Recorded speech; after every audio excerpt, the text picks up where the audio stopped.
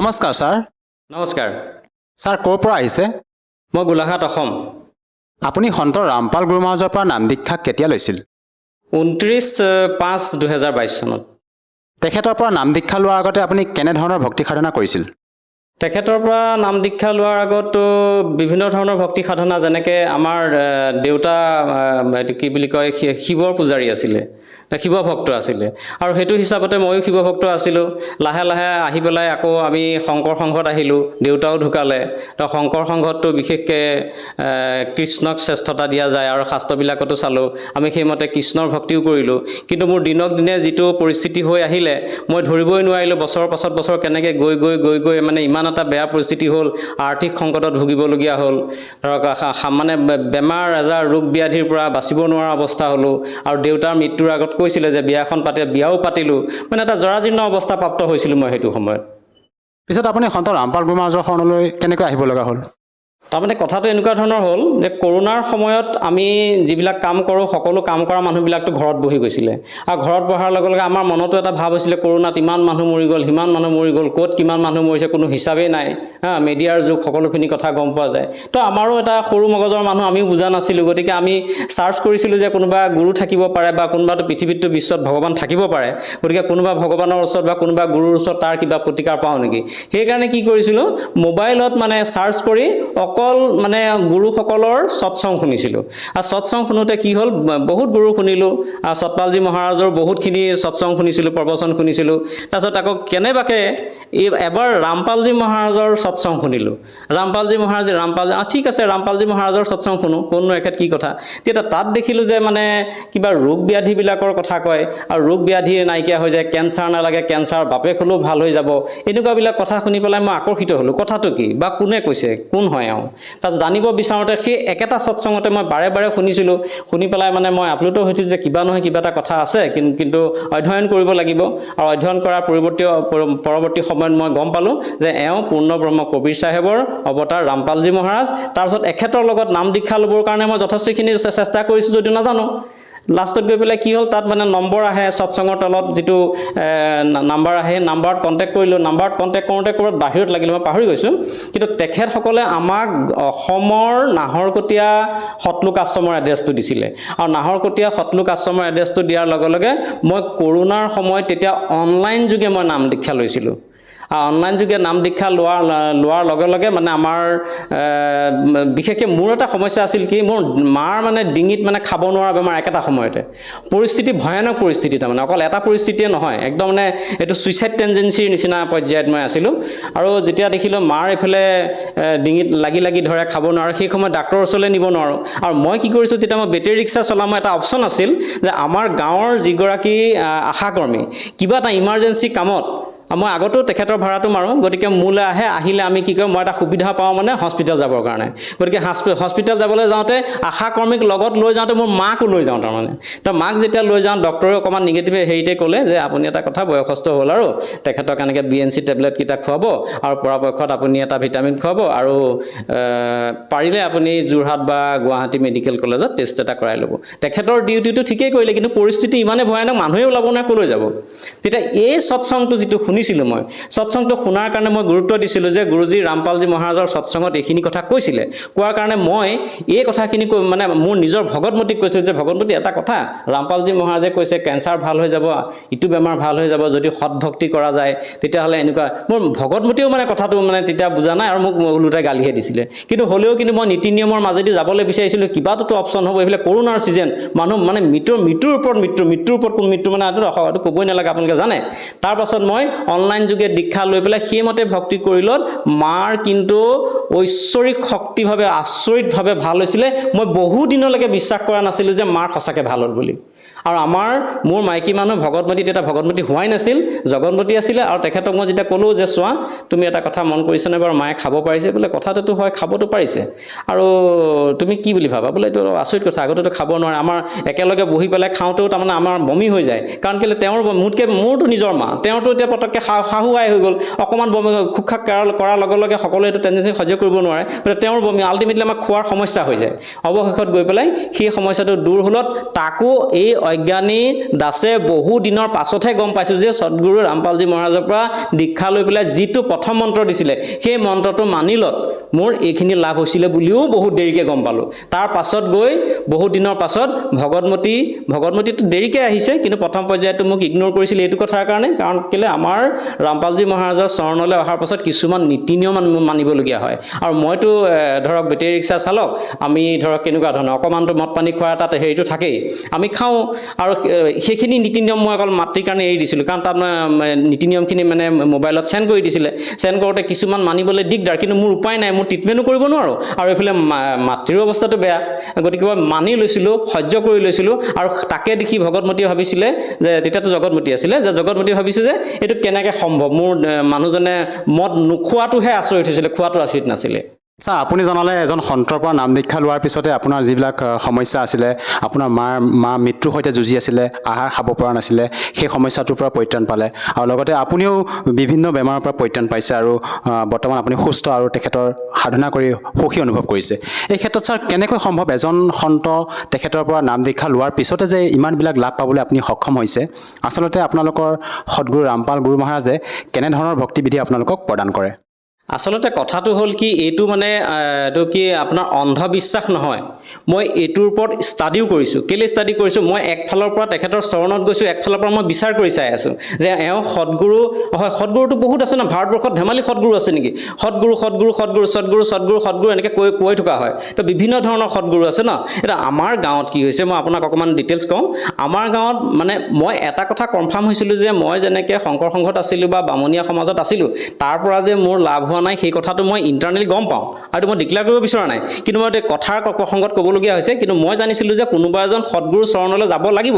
কিন্তু মই এটা কথা কনফাৰ্ম আছিলোঁ যে আমাৰ গাঁৱত মানে মানৱ ধৰ্ম আছে, তো মানৱ ধৰ্মৰ সতপালজী মহাৰাজে পূৰ্ণগুৰু বুলি ভাবিছিলোঁ। আৰু তেখেতৰ সেই সমাজখনৰ লগতো যোগাযোগ কৰি মানে ঠিক যাওঁ অৱস্থাতে কৰোণাৰ কাৰণে বন্ধ হৈ গ'ল, যাব নোৱাৰা হ'লোঁ। কিন্তু মোক গুৰুজীয়ে দয়া কৰিলে যে মই তাত নগ'লোঁ। যোৱা হ'লেতো মোৰ মৃত্যু আছিলে, কাৰণ সেই সময়ত মই ৰামপালজী মহাৰাজৰ সৎসংগটো শুনাৰ পাছত মোৰ মটিভেট হ'ল যে ৰামপালজী মহাৰাজ পূৰ্ণব্ৰহ্ম কবিৰ চাহেবৰ অৱতাৰ হয়। আৰু মই এখন জ্ঞান গংগা কিতাপ, তাত যিটো এডভাৰটাইজ আহে, এডভাৰটাইজৰ পৰা মই জ্ঞান গংগা কিতাপখন কালেকশ্যন কৰিবলৈ বিচাৰিলোঁ। কিন্তু মোৰ কিবা সৌভাগ্য আছিলে, মোৰ লগৰ এজনে, বেটেৰী চালক এজনে ক'লে যে দীপক দা বোলে এই 3খন কিতাপ কোনোবা গাড়ীয়ে দি থৈ গৈছে, আপুনি অকণমান পঢ়া শুনা মানুহ, আপুনি পঢ়িব দিয়ক। মই পটককৈ লৈ আহিলোঁ, মই দেখিলোঁ ভাল। সেই কিতাপখন মই তেনেকৈ পাইছিলোঁ।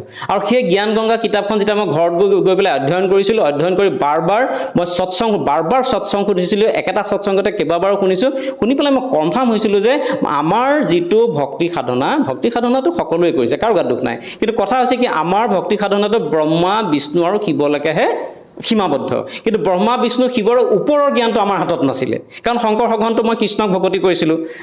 তাতোতো কিছুমান শ্লোক মানে মোটামুটি মনত আছে ধৰক। গতিকে সেই কৃষ্ণলৈকেতো আমাৰ ভক্তি ঠিকেই আছে। কিন্তু কথা হ'ল কি, ব্ৰহ্মা বিষ্ণু শিৱৰো পিতৃ মাতৃ আছে আমাৰ অসমীয়া সমাজৰ বা আমাৰ হিন্দু সমাজৰ সদগ্ৰন্থবিলাকত সেই কথাখিনি উল্লেখ আছে। কিন্তু উল্লেখ আছেহে আছে, আমি যদিও পাঠ কৰিছিলোঁ এই কথাটো আমি মানে সদগুৰুৰ অভাৱত গম পোৱা নাছিলোঁ। তেতিয়া কি হৈ গ'ল, আমি গম পালোঁ যে ব্ৰহ্মা বিষ্ণু শিৱৰ পিতৃ কাল ব্ৰহ্ম আৰু মাতৃ হ'ল দুৰ্গা। এইটো মই কোৱা কথা নহয়, এইটো শাস্ত্ৰত প্ৰমাণ আছে। আৰু এই শাস্ত্ৰ প্ৰমাণিত কথাটো ৰামপালজী মহাৰাজে সৎসংগত কৈছে। গতিকে মই কেনেকৈ ইয়াক না বুলি ক'ব পাৰোঁ? আৰু লাহে লাহে যিটো মই এতিয়া মোৰ যিখিনি বাধা বিঘিনি আছিলে, যেনেকৈ মোৰ ইনকম চ'ৰ্চটো কম, আৰু সেই সময়ত গোটৰ পইচাবিলাক কি হৈছিলে, 2-3টাৰ পৰা গোটৰ পৰা পইচা পাইছিলোঁ, অজ্ঞানী মানুহ, কাৰণ পইচা পাইছিলোঁ, পইচা লৈছিলোঁ, তাক ঘূৰাবলৈ যাওঁতে যথেষ্ট কষ্ট হৈছিলে, ইনকাম চ'ৰ্চ কম আছিলে। গতিকে এসময়ত কি হৈছিলে, হঠাৎ লকডাউন হ'ল আৰু হঠাৎ আমাৰ চব ফালৰ পৰা ইনকাম চ'ৰ্চ বন্ধ হ'ল। আৰু সেইখিনি কি হৈ গ'ল, আকৌ লাহে লাহে দিবলৈ যাওঁতে সুতৰ পইচা আনিবলগীয়া হ'ল। সুতৰ মানুহে পইচা দিছিলে।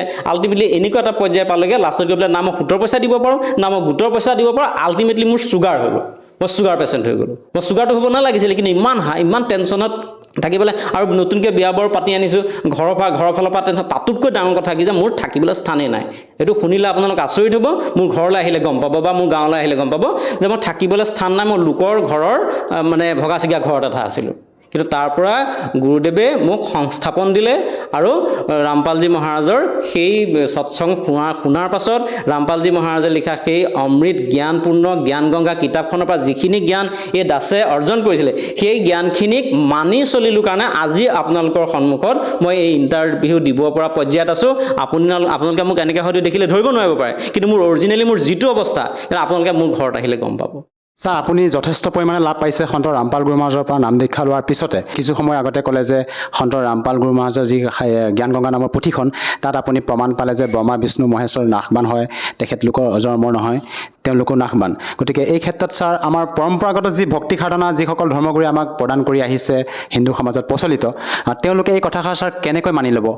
কথাটো কি হৈছে, আমাৰ হিন্দু ধৰ্ম শাস্ত্ৰতেই সেইটো কথা লিখা আছে, এইটো নতুনকৈ ঘপককৈ অহা কথা নহয়। গতিকে সদগুৰুৰ অভাৱত সেই জ্ঞানটো লুকাই আছিলে। মই যেতিয়া অধ্যয়ন কৰিলোঁ তাৰপিছত গম পালোঁ কেনেকৈ আমাৰ গীতা, শ্ৰীমদ ভাগৱত গীতা অধ্যায় নম্বৰ 15 আৰু শ্লোক নম্বৰ 1, 2, 3, 4 আপোনালোকে এতিয়াই খুলি চাওক, কোনো আপত্তি নাই। শ্ৰীমদ ভাগৱত গীতা শ্লোক নম্বৰ 15 অধ্যায় নম্বৰ 15 শ্লোক নম্বৰ 1, 2, 3, 4 তাত সম্পূৰ্ণকৈ উল্লেখ আছে যে সদগুৰু কেনেকুৱা আৰু কেনেকুৱা হোৱা উচিত আৰু কোনজনক সদগুৰু বুলি ধৰা যায়, আৰু যিজনে আহঁত গছজোপাৰ মূলৰ পৰা শিপাৰ পৰা মূললৈকে পাতলৈকে যিজন গুৰুৱে সম্পূৰ্ণ বিস্তাৰিত ৰূপে বৰ্ণনা কৰিব পাৰে সেইজনে সদগুৰু। সেইটোতো আমাৰ গীতা শাস্ত্ৰত আছে ন, সেইটোতো অন্যত নহয়। আমাৰ গীতা শাস্ত্ৰখনত অধ্যায় নম্বৰ 15 শ্লোক 1, 2, 3, 4 আপোনালোকে এবাৰ চাই লওক, চাই পেলাই আপোনালোক কনফাৰ্ম হওক। কনফাৰ্ম হৈ পেলাই আমাৰ পূৰ্ণ ব্ৰহ্ম কবিৰ চাহেবৰ অৱতাৰ ৰামপালজী মহাৰাজ সদগুৰুদেৱৰ চৰণত আহি পেলাই আপোনালোকৰ নিজৰ জীৱন কল্যাণ সাধন কৰক। আমি ব্ৰহ্মা বিষ্ণু শিৱতে আবদ্ধ আছিলোঁ, কোনো কথা নাই, অন্ততঃ সেইকণলৈকেতো আছিলোঁ। বৰ্তমান তেওঁ সম্পূৰ্ণ পূৰ্ণ গুৰুৰূপে আহিছে। আৰু মই কোৱা কথাটো বিশ্বাস যদি নহয়, জ্ঞান গংগা পুথিখন পঢ়ক। জ্ঞান গংগা পুথিত যিখিনি শ্লোক নাম্বাৰ আছে ক'ৰবাৰ বেলেগৰ নহয়, আমাৰ অতি আদৰৰ অতি শ্ৰদ্ধাৰ শ্ৰীমদ ভাগৱত গীতা শাস্ত্ৰতে উল্লেখ আছে। আৰু আমাৰ বাকী কিছুমান শাস্ত্ৰতো উল্লেখ আছে যে দৃশ্যমান গুৰুৰ দ্বাৰাহে মানে আমাৰ মোক্ষম প্ৰাপ্তি হোৱা সম্ভৱ, কিন্তু দৃশ্যমান গুৰু বিচাৰিব লাগিব।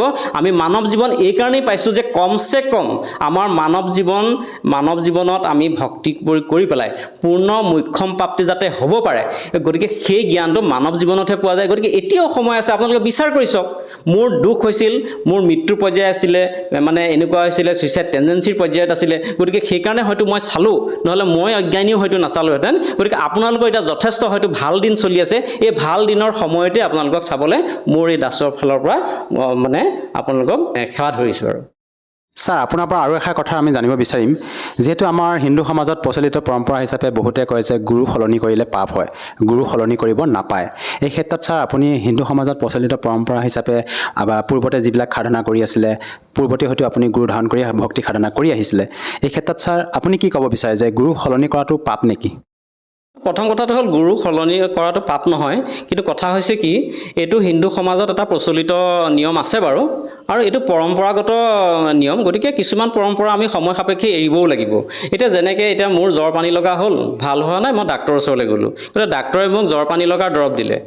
কিন্তু যদি মোৰ কেঞ্চাৰ হৈ যায়, তে সেই ডক্টৰজনে কি, আমাৰ লোকেল ডক্টৰজনে কি কৰিব? তেওঁ ট্ৰিটমেণ্ট কৰি নাথাকে নহয়, তেওঁতো ৰেফাৰ দিব, refer to Guwahati medical college, refer to Jorhat medical college বা ডিব্ৰুগড় মেডিকেল কলেজলৈ তেওঁ ৰেফাৰ দিব। তেওঁতো সেইটো ভাল কামেই কৰে যে মোৰ হাতত নাই। গতিকে আমি যিজন গুৰুৰ পৰা লাভ পাব পাৰোঁ, সেইজন গুৰুক আমি ভালকৈ চালি জাৰি চাই, এনেই নহয় বোলে আজি এজনত কালিতে, সেইটো নহয়। আমি যিজন গুৰুৰ পৰা লাভ পাব পাৰোঁ, সম্ভাৱনা আছে, শাস্ত্ৰ অনুকূল ধৰ্ম সাধনা দিছে, তে সেইজন গুৰুৰ ওচৰলৈ যোৱাত কেনেকৈ মানে পাপ হ'ব পাৰে? এইটোতো পৰম্পৰাগত সম্পূৰ্ণ মিছা কথা এইটো, মই ভাবোঁ। কাৰণ মই শিক্ষিত যুৱক হিচাপে আমাৰ সমাজলৈ সেইটো বাৰ্তা প্ৰেৰণ কৰিব বিচাৰোঁ যে আমাৰ যিখিনি এডুকেটেড ল'ৰা ছোৱালী, তেওঁলোকে পঢ়ি চাওক না, কমচে কম তেওঁলোকে গম পাব। ছাৰ, যিহেতু আমাৰ হিন্দু সমাজত প্ৰচলিত পৰম্পৰা হিচাপে পূৰ্বৰ পৰাই আমাৰ যিবিলাক ভক্তি সাধনা কৰি আছে, সেইসকল ধৰ্মগুৰুও আমাৰ শাস্ত্ৰমতে হয়তো ভক্তি বিধি প্ৰদান কৰি আছে। এই ক্ষেত্ৰত ছাৰ আৰু এষাৰ কথা জানিব খুজিম, বৰ্তমানৰ যিসকল ধৰ্মগুৰু আছে আৰু আপোনালোকৰ সন্ত ৰামপাল গুৰুৰ মাজৰ যি ভক্তি বিধি সাধনা, ইয়াৰ মাজত আচলতে পাৰ্থক্য কি? বাকী ধৰ্মগুৰুসকলে ব্ৰহ্মা বিষ্ণু শিৱলৈকেহে দেখুৱায়, কিন্তু আমাৰ ৰামপালজী মহাৰাজে শাস্ত্ৰসন্মত বিধি অনুসৰি ব্ৰহ্মা বিষ্ণু শিৱৰ পিতৃ মাতৃ আৰু সেই পিতৃ মাতৃৰ আদি যি শক্তি আমাৰ পূৰ্ণব্ৰহ্ম কবিৰ চাহেব তথা বৰ্তমান ৰামপালজী মহাৰাজ আছে তেখেতৰ বাৰ্তাটো দিয়ে। সেইটোৱে হ'ল মেইন কথা। আৰু সেইটো শাস্ত্ৰ অনুকূল, শাস্ত্ৰৰ নীতি নিয়মৰ মতে হয়। এনেই কোনোবাই কৈ দিলে বা মই কৈ দিলোঁ তেনেকুৱা নহয়। আপোনালোকে নিজৰ শাস্ত্ৰখনকে ভালকৈ নিজেই চাওক, তেতিয়া ওলাই পৰিব, সেইটো কথা। সন্ত ৰামপাল গুৰুমহাৰাজে কেৱল হিন্দু শাস্ত্ৰৰ আধাৰতে ভক্তিবিধি প্ৰদান কৰে নে অন্য শাস্ত্ৰৰ আধাৰ লৈ আপোনালোকক ভক্তিবিধি প্ৰদান কৰে? সন্ত ৰামপালজী মহাৰাজে গোটেই বিশ্বৰ যিখিনি পবিত্ৰ শাস্ত্ৰ, সকলো শাস্ত্ৰৰ জ্ঞান সকলো ধৰ্মৰ মানুহকেই দিব বিচাৰে। কিন্তু লোৱাটো আমাৰ মানৱ সমাজৰ কথা। এতিয়া তেখেতে যে হিন্দু ধৰ্মশাস্ত্ৰৰ কথাই কৈছে তেনেকুৱা নহয়। হিন্দু ধৰ্মশাস্ত্ৰৰ কথাখিনি কৈছে, আমাৰ পবিত্ৰ কোৰাণ শ্বৰীফৰ কথাও তেখেতে ব্যাখ্যা কৰিছে, পবিত্ৰ বাইবেলৰ কথাও ব্যাখ্যা কৰিছে। তো তাততো ভুলটো আজিলৈকে কোনো গুৰুৱে দেখুৱাই দিব পৰা নাই।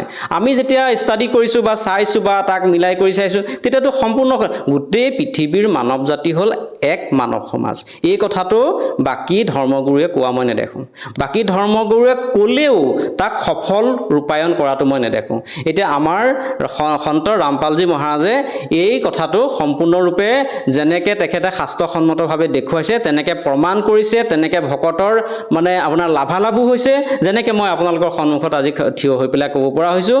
এই দাসৰ কি গতি, আপোনালোকে ৰিয়েলিটিটো জানিবলৈ হ'লে আপুনি ওচৰ পাজৰ হ'লে মোৰ ঘৰলৈ আহিলে গম পাব নিশ্চয়। আপোনালোকে তেতিয়া বুজিব যে আচলতে পূৰ্ণব্ৰহ্ম কবিৰ চাহেব কোন। কবিৰ চাহেব বুলি কোৱাৰ লগে জমক উঠি পৰে যে কবিৰ চাহেব কোন, ক'ৰ পৰা আহি গ'ল। আৰে এইটো আমাৰ শাস্ত্ৰতে আছে, আমাৰ হিন্দু ধৰ্মশাস্ত্ৰত লিখা আছে। চাবতো লাগিব কমচে কম। পৰম্পৰাটোৰ নীতি নিয়মৰ মতে বাপেক পুতেক হ'ল, তাৰপিছত পুতেকৰ নাতি, একেটা পৰম্পৰাত আহি আমি ব্ৰহ্মা বিষ্ণু শিৱতে ৰৈ থাকিলোঁ। য'ত নেকি ব্ৰহ্মা বিষ্ণু শিৱৰ পিতৃ মাতৃ আছে, আমি কালি পৰহিলৈকে গম নাপাইছিলোঁ এইটো কথা। আৰু ব্ৰহ্মা বিষ্ণু শিৱৰ যি পিতৃ মাতৃ আছিলে সেয়া সৎলোকৰ পৰা অহা। সেই সৎলোকৰ পৰম ধামত থকা যিজন অবিনাশী পৰমাত্মা, সেইজনে হ'ল কবিৰ চাহেব। বৰ্তমান কলিযুগত আমাৰ সকলোখিনি মানে পুণ্য শেষ হোৱাৰ কাৰণে বৰ্তমান কলিযুগৰ যিখিনি মানৱ সমাজ, এই মানৱ সমাজৰ বিভিন্ন কাৰণত মানে শাস্তি ভুগিবলগীয়া হৈছে।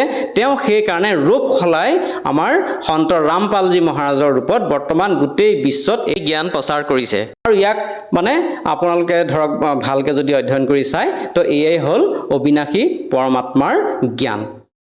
ছাৰ, যিসকল দৰ্শকে আপোনাক টিভি স্ক্ৰীণত প্ৰত্যক্ষ কৰি আছে, তেনেকুৱা বহু লোক আছে যিসকলে নেকি আৰ্থিক দুৰ্বলতাৰ বাবে বা বিভিন্ন সমস্যাৰ বাবে চিকিৎসা কৰিব পৰা নাই, মৃত্যুৰ সৈতে যুঁজি আছে।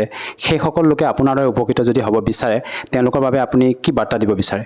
মই এইটোকে বাৰ্তা দিব বিচাৰোঁ, যিহেতু মই নিজে কেইবাটাও কথাত মই দিগদাৰী হৈ আছিলে। দিগদাৰী মানে একদম লাষ্ট পৰ্যায়ে আছিলে। এক হ'ল ধৰুৱা হ'লোঁ মই প্ৰথমতে, বৰ ক'বলৈ মানে নিজৰ পৰিয়ালটোক ৰক্ষা কৰিবলৈ গৈ বিভিন্ন কাৰণত ধৰুৱা হ'লোঁ, গোটৰ পৰা ইত্যাদি। আৰু 2 নম্বৰ হ'ল মানে মোৰ স্থানেই নাছিল থাকিবৰ কাৰণে। আৰু 3 নম্বৰ হ'ল মই নিজে ধৰুৱা হোৱাৰ লগে লগে মই লাহে লাহে ৰোগীয়াও হ'লোঁ। গতিকে এই 3টাৰ পৰা মই পৰিত্ৰাণ পাইছিলোঁ। গতিকে পূৰ্ণব্ৰহ্ম বুলি কৈহে থকা হয়, কিন্তু আমাৰ সমাজত দেখোঁ পূৰ্ণব্ৰহ্ম কৃষ্ণক কৰি থৈ দিয়ে। গতিকে পূৰ্ণব্ৰহ্ম আচলতে কৃষ্ণ নে কবিৰ চাহেবৰ অৱতাৰ সদগুৰু ৰামপালজী মহাৰাজ, আপোনালোকে বিচাৰ এবাৰ কৰি চাওক। বিচাৰ কৰিলে আপোনালোকে গম পাব, নিশ্চয় ধৰিব পাব। আজিকালি সমাজৰ কাৰণে বৰ ভাল, কেলৈ আজিকালি সমাজৰ সকলো মানুহে শিক্ষিত। জাষ্ট অকণমান পঢ়িব লাগে, অধ্যয়ন কৰিব লাগে আৰু বুজিব লাগে। বছ মই এইটোকে ক'ব বিচাৰোঁ। কাৰণ তেনেকৈতো মই শুনোতেও মই চক খাইছিলোঁ, কিন্তু প্ৰথম মই তেনেকৈ অধ্যয়ন কৰিছিলোঁ। অধ্যয়ন কৰি পেলাই মই মানি লৈছিলোঁ, কাৰণ পৰ্যায় মোৰ যথেষ্ট বেয়া, তাৰ বাদে মোৰ উপায়েই নাছিলে। গতিকে আজি 3-4 বছৰৰ ভিতৰত যথেষ্টখিনি মই আৰোগ্য লাভ কৰিছোঁ। আৰু বৰ্তমান আপোনালোকৰ সন্মুখত থিয় হ'ব পৰা পৰ্যায়ত গুৰুজীয়ে ৰামপালজী মহাৰাজৰ দয়াত আছোঁ। দীপক ডাঙৰীয়া, আপুনি সন্ত ৰামপাল গুৰুমহাৰাজৰ পৰা নাম দীক্ষা লৈ বিভিন্ন প্ৰকাৰে লাভ পালে। যদিহে কোনো লোকে সন্ত ৰামপাল গুৰুমহাৰাজৰ পৰা নাম দীক্ষা লৈ উপকৃত হ'ব বিচাৰে, সহজভাৱে কেনেকৈ নাম দীক্ষা ল'ব পাৰিব? বৰ্তমান সময়ত নাম দীক্ষা সন্ত ৰামপালজী মহাৰাজৰ ওচৰত নাম দীক্ষা ল'বৰ কাৰণে একেবাৰে সহজ। কেলৈ সহজ? আজিকালি সকলোৰে হাতে হাতে মোবাইল থাকে। গতিকে মোবাইলত সন্ত ৰামপালজী মহাৰাজ চাৰ্চ, যিকোনো প্লেটফৰ্মত চাৰ্চ কৰি পেলাই আপুনি তাত মানে ওলাই মংগল প্ৰবচন বুলি ওলাব। আৰু মংগল প্ৰবচনতে তলত নাম্বাৰ কিছুমান আহিব, মোবাইল নম্বৰ। সেই মোবাইল নম্বৰৰ লগত যোগাযোগ কৰি পেলাই আপোনালোকে ওচৰৰ নামদান কেন্দ্ৰত গৈ পেলাই বিনামূল্যে আপোনাৰ নাম দীক্ষা ল'ব। ধন্যবাদ ছাৰ। ধন্যবাদ।